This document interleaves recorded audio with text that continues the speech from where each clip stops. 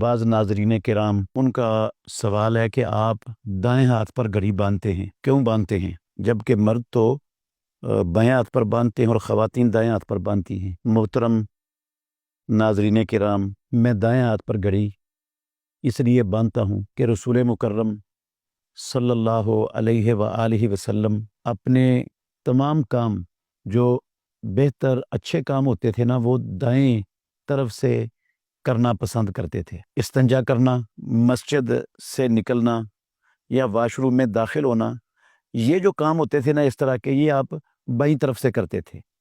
مگر جو اچھے کام تھے، جس طرح ام المومنین عائشہ صدیقہ رضی اللہ عنہا کی حدیث ہے، صحیح بخاری میں بھی ہے، مسلم میں بھی ہے، کہ کانا رسول اللہ صلی اللہ علیہ وسلم یوجبہ التیمن فی تنعلہ و ترجلہ و طہورہ و فی شانہ کلہ، کہ رسول اللہ صلی اللہ علیہ وسلم کو دائیں طرف سے کوئی بھی کام کرنا وہ پسند تھا، آپ کو اچھا لگتا تھا کہ آپ دائیں طرف سے ایک کام کریں، حتیٰ کہ آپ کنگھی کرنا، جوتا پہننا اور وضو کرنا، اپنے تمام کام رسول مکرم صلی اللہ علیہ وسلم اپنی دائیں طرف سے کرنا پسند کرتے تھے، یہ آپ کو اچھا لگتا تھا۔ اور یہ بات بدیہی ہے، جو چیز امام الانبیاء محمد الرسول اللہ صلی اللہ علیہ وسلم کو پسند ہے، امتیوں کو وہ چیز پسند ہونی چاہیے۔ رسول اللہ صلی اللہ علیہ وسلم کو دائیں طرف سے کام کرنا پسند تھا، تو ہمیں بھی دائیں طرف سے ہر اچھا کام دائیں طرف سے کرنا، اس کو پسند کرنا چاہیے۔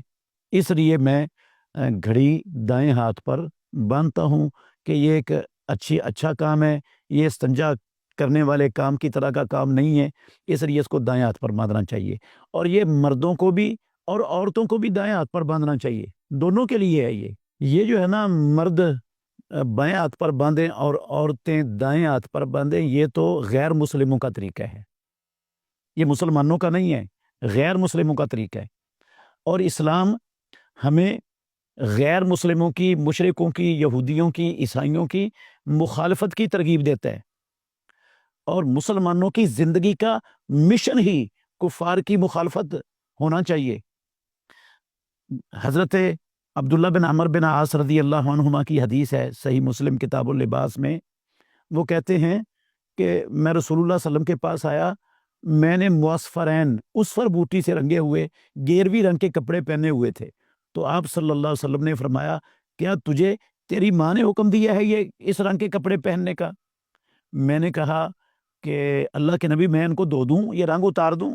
آپ نے فرمایا، بل احرقہما، عبداللہ بن عمر، ان کو دھو کر رنگ کو اتارنا نہیں ہے بلکہ ان کو جلا دے۔ وجہ کیا ہے؟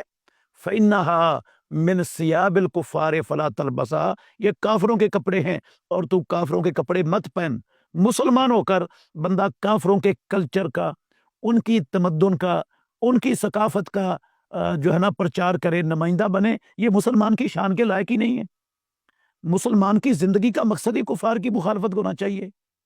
اور یہ ایک چیز میں نہیں، امام الانبیاء محمد الرسول اللہ صلی اللہ علیہ وسلم نے فرمایا، ان الیہود لا یصبغون فخالفوہم، یہودی اپنے سفید بالوں کو رنگ نہیں کرتے، تم ان کی مخالفت کرو۔ اور پیارے پیغمبر نے فرمایا، خالف المجوس والمشرکین واعفوا اللحیٰ واعفوا الشوارب، مجوسیوں کی اور مشرکوں کی مخالفت کرو، اپنی داڑھیوں کو معاف کر دو اور اپنی مونچھوں کو نیچے سے رکھ کے کاٹ دو۔ اور بھی کئی کاموں میں، بے شمار چیزوں میں رسول مکرم صلی اللہ علیہ وسلم نے مشرکین کی، یہود و نصارہ کی مخالفت کرنے کا حکم دیا ہے۔ تو مسلمان کی زندگی کا شیوا وہ کفار کی مخالفت ہونا چاہیے۔